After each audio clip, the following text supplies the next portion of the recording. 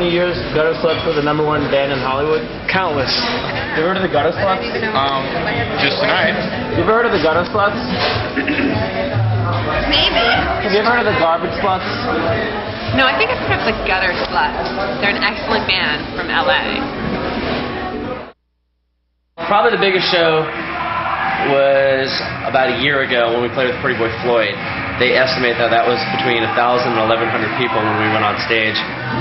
Biggest show with, I don't know, man. It's a Roxy show. The biggest show we ever done? Well, that's in L.A., Hollywood. We played a couple Roxy shows where we sold it out, and we played a couple of we played a couple of whiskey shows that were pretty good, and we played I don't know, we played a lot of good shows. Billboard Live was good, and Hollywood rules. That's all I gotta say. L.A. rocks. You know, I think we've proven ourselves. We did the Pretty Boy Floyd show, and it was 1,000 to 1,100 people. The next time Floyd came around, they had half that many. Okay? I'd like to take credit for that if I could.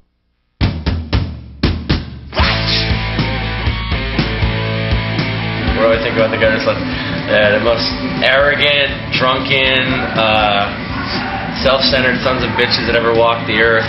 Before Guttersluts, I've rocked all across Orange County and Hollywood. I know ugly fame always pretty fights. Made my friends in the strangest places. I got beggars and vagabonds. Let me know what's going up and what's been going on. Well, why go back to Hollywood? That's a damn good question. I've been asking myself that a lot lately. Why go back? Because it's home.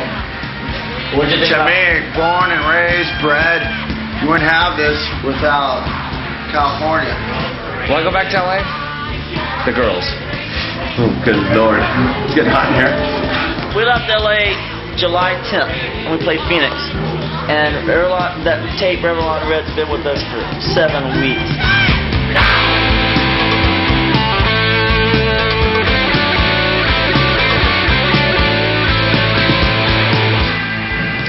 I think there's sincerity.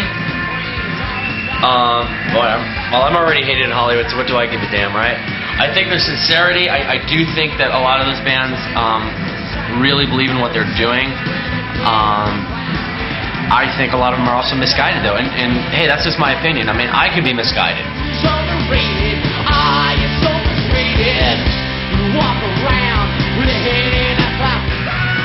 You know, I'm not putting anybody down. I just don't want to be 35 years old and still playing the Coconut Teaser on a Tuesday night. The first time we played the Spiral Bar, which is a great place, but the first time we played it, they didn't advertise, and we hadn't passed out any flyers, so we had to convince the other people that were there to stick around for our set, and I think maybe 5 people did.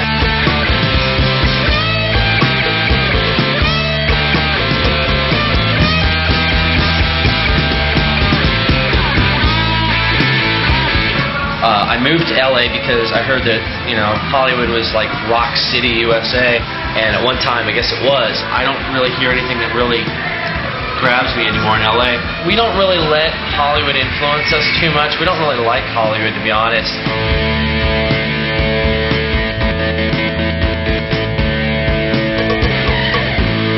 Because everyone always says, oh, well, glam only works in Hollywood. And let me tell you something, glam works in Houston, San Antonio, Phoenix, Arizona. People were just amazing. At first we didn't think they liked us because they all sat down. They were real prim and proper like a Vegas audience. But the second we got off stage, man, girls were coming up asking us to sign their pants. Everybody wanted to buy a CD. Everybody was buying us shots. I mean, Chicago is a real rock and roll town. overrated, oh, you're hated, and you ain't got a hope in the world. The Gutterslut name alone invokes a kind of mysterious sexual fantasy with everybody that I see. I was going out with this chick a couple years ago, and she worked on the film Waterworld, and she came home still in costume, and her hair was teased up, she had makeup on, and she looked like a tramp, and I was like, oh, that's a pretty cool look, and she goes, I look like a cum-gargling gutter slut, and I said, you know what, I'm going to keep that, I think it's a cool name.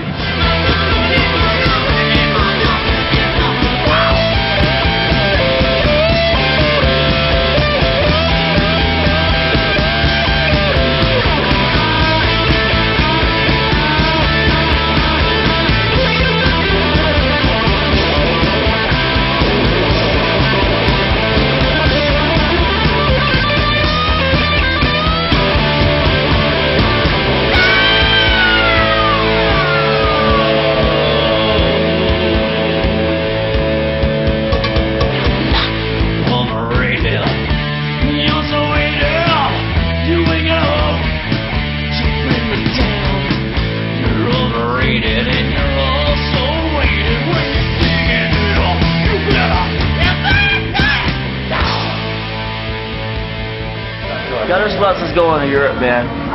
1999, baby. That's all I gotta say. Where would you like to see the Guttersluts next? Like you said, 1999, conquering the world. Johnny, Guttersluts next. Next, I'd like to open up for like Aerosmith and Ozzy and Manson and people of that status, and then I'd like to be at that status. Guttersluts next. Me personally, I'm going to the bathroom. I'm gonna jack off because I'm horny and there's no girls here right now. I love your Guttersluts. I love your Guttersluts. I love your Guttersluts. Rebel rules. I want to meet Rebel rules. Hello, Rebel. People give me shit because I have my own beliefs, and Rebel, in my opinion, have their own beliefs. And why can't people let Rebel do what they want to do? People get on Rebel's case. Why you gonna burn a final stage? Hey, let them do what they want to do. Teddy Evans here from Rebel. Been together since 1990. We just did a show at the world famous Troubadour. We were banned from this place for a long time. We had to sign some waivers that we wouldn't get too crazy and shit.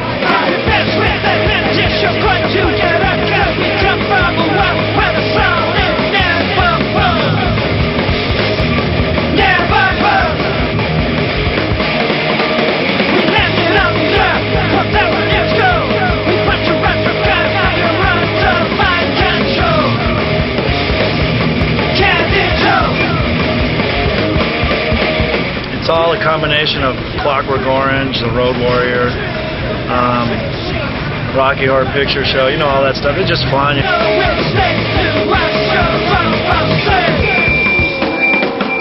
You know, our analogy is Manson's opening the door, kind of like the way Alice Cooper did for Kiss. You know, we want to be Kiss. We want to be...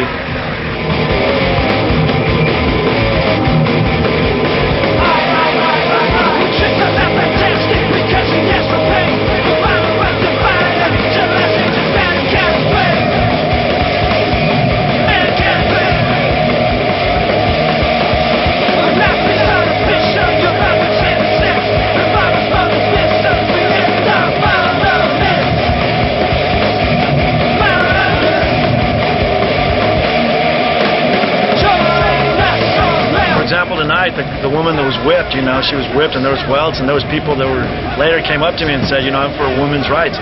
But I mean, it's all show, and if somebody's willing, you know what I mean, it's not doing any harm. You know, some people actually like that kind of stuff.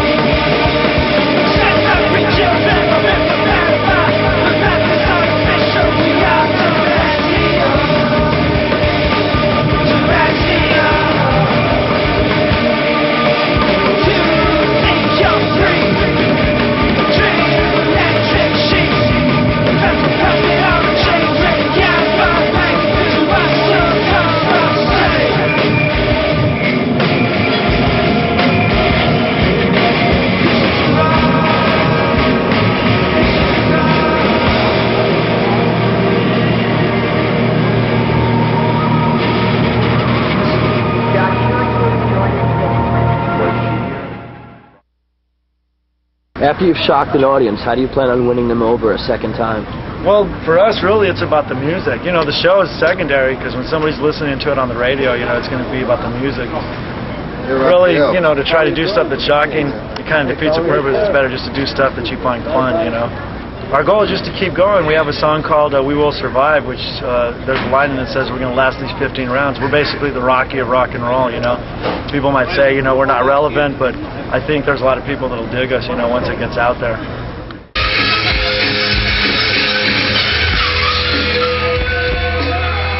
Stick around, coming up next, The Mistakes.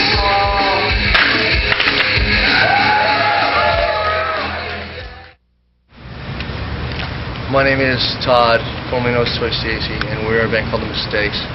We've been playing together, us, for pretty much for about 2 years.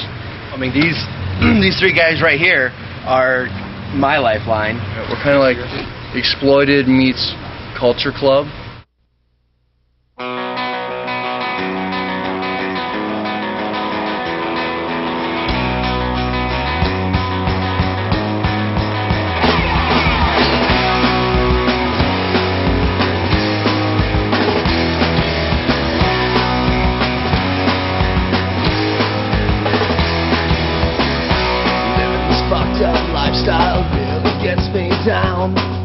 Nobody cares and I'm all alone. Sometimes I wish I was 6 feet under. We have a CD, as I said, called Angry Youth, and we did it ourselves on our own label, Reject Records, and we're releasing that, trying to get some distribution, get it going.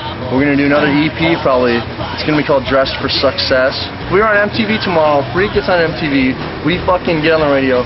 Every one of those fucking follow little bitches will be going, man, I remember I saw you guys in fucking at the Cobalt when those Nazis were going to kick your ass.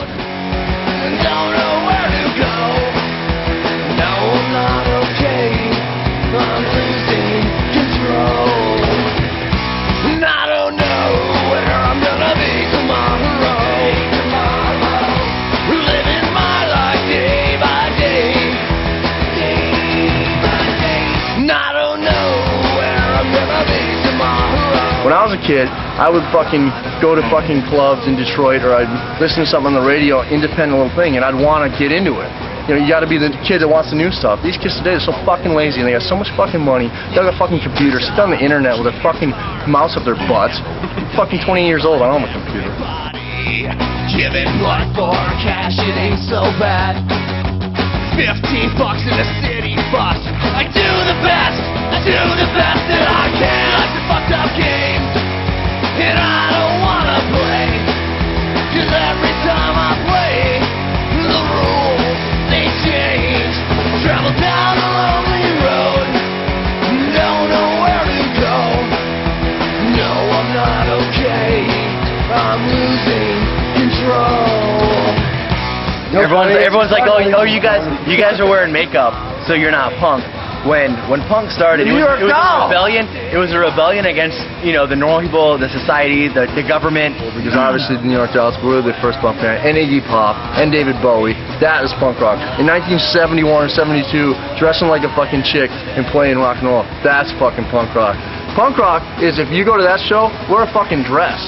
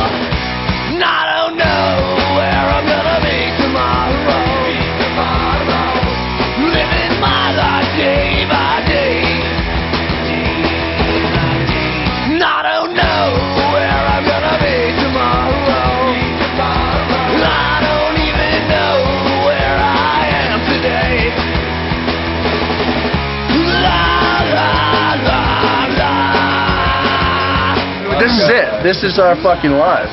When we leave here tonight, we've been anticipating this show for like a month. We've been working our ass off. Our job, we have to work day jobs to pay our fucking rent and to pay for the shit that we do here like this. And then we have to fucking sit there and go out every night and promote the band and do the band. And that is our lives.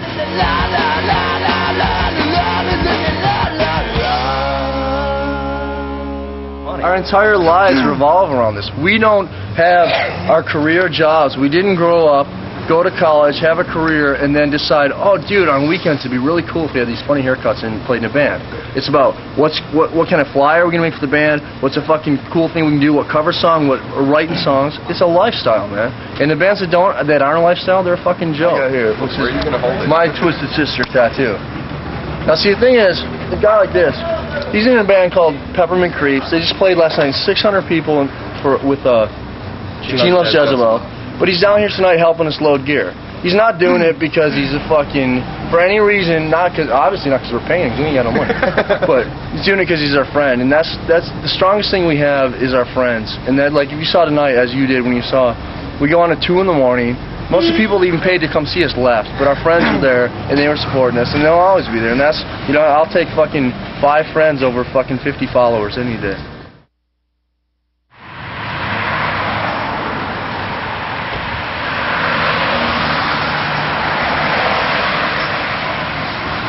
What happened was, after a while, because of death rock evolving into younger generation, it seems to have gotten a little more darker and a little bit not so heavy and a little slower. So I think, and also the terms with vampirism has become gothic. And I'd like to see where it's going now with bands like, well, I don't know, you can't consider Marilyn Manson gothic, but they have a huge goth following. Willow Wisp is, I would say, in my opinion, Ricky Purdue, my opinion, Willow Wisp is my favorite band in Hollywood because they are different, you know what I mean? They don't take no shit, bottom line.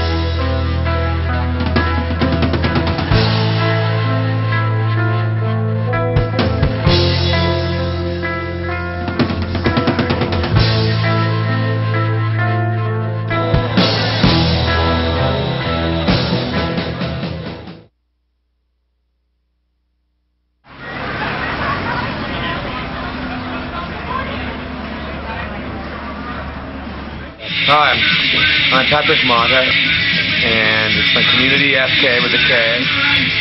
These kids, I'm telling you, man. I work at Retail Slut on Melrose. It's one of the best stores in the world. Who will hire me. The band that I'm in has been around since 1980. We, besides Christian Death and 45 Grave, were some of the innovators of death rock. Yeah, when we first started, it was coming out of punk rock. And it was called post-punk. And we were then labeled by the press, LA Times, and a lot of other media as death rock. And we've been around, like I said, since the 80s. We have 2 albums we put out. The first one's Vision and The Voice, which is now a collector's item on vinyl, worth $250. And the second album was Close One Sad Eye, with our hit single, Something Inside Me Has Died. On our first album, on a track called Incompatible Disposition, we would have songs where we didn't even use guitars. I mean, it would just be white noise with beat, and I'd sing a melody over that. Sound effects records, phone messages, things like that. Shortwave radios, we just threw them all together, and with a nice bass line, and we didn't know how to play. That was the other thing. We did not know how to play. That's what we got out of the Sex Pistols, was it didn't matter if you could play or not, it was expression. Have been imitated and inspired many young bands. I mean, I've heard Sean Bennett tell me we've inspired him with Leonard After Midnight, and we've opened for everyone from Specimen, Killing Joke, Public Image, Alien Sex Fiend. Right now, because of the generation of the Gothic generation, they want us to play. So we're playing for them because they were too young a band to see us. So they're kind of giving us a kiss of life again, and that's what's going on.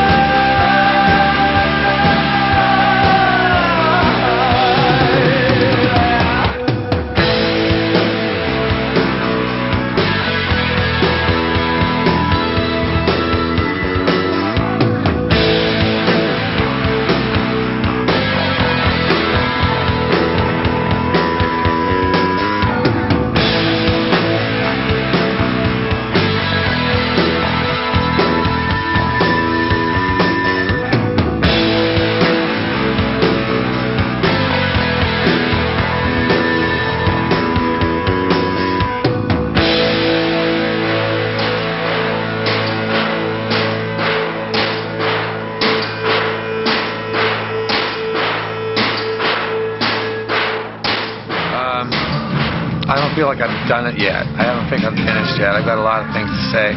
I still feel at times I want to die, but I know that I still have different things that I've got to say, and so I'm trying to do that. Mildly venomous. Wandering a snake and mildly venomous, snakes. rear-fanged, but I do want to keep a little eye on him because he might be a little striky. Watch out. It'd probably be best if you kind of got his attention, Here, towards the back. I'll distract him over here. No, not towards the front. That's where I want to water him. Over here. Yeah, keep him drawn to the rear of the 100 stage. Where's his head? Welcome to Timmy's Closet. And we'd like to take you now, if we could, on a quiet little quaint tour through the past archives of spiders and snakes. I've been doing a pop band called Ultra Pop. I started doing that in '88. 84 to 86, I was doing a kind of a heavy metal version of London. Around 88, I said, to hell with this Hollywood metal thing.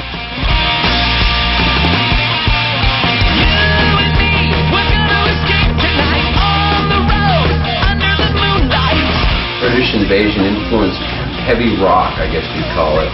The Bowie glitter periods of rock.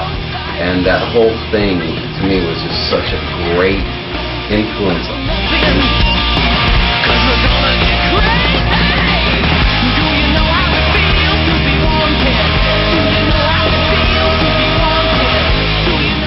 Massive success of Metallica with their rating system. There was my little pop record with 5 Ks right next to it. And I was really proud of that. I was happy to do what was real from my heart, what I really liked to do. It seemed like people picked up on it.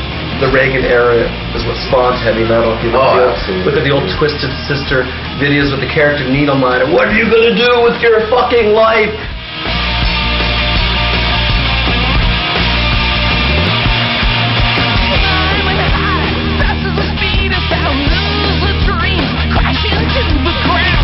When I was, 12 years old, I saw Aerosmith opening up for Mott the Hoople at the Santa Monica Civic. I was a big Dolls fan and a Mott the Hoople fan. And they opened up with this great song called The Golden Age of Rock and Roll. One spotlight was just on Ian Hunter, and it was like Aerosmith didn't. The charisma level of Ian Hunter by himself was like 10 Aerosmiths.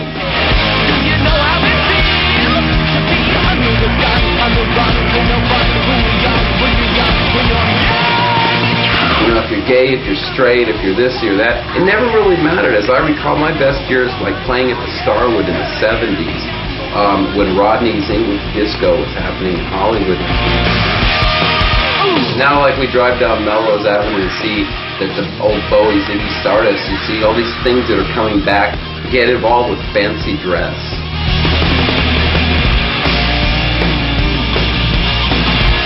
The mega metal success of all the LA bands, that was almost underground just to play pops to. It was like, we have the hair, but listen how sweet these songs are. As rock musicians, we're underneath the poor masses. We're underneath the repressed females. We're underneath the repressed blacks and Hispanics. And then you've got the guys with long hair.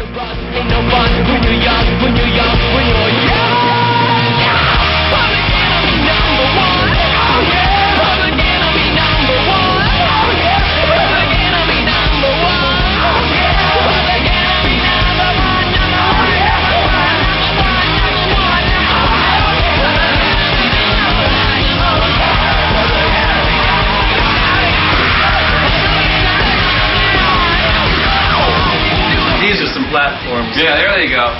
Now, these are extremely hard to play, and so I can only wear them for the photo session. See, let me explain. When you have an audience, when you have a rock and roll audience full of people wearing shoes that look like this, that's rock and roll.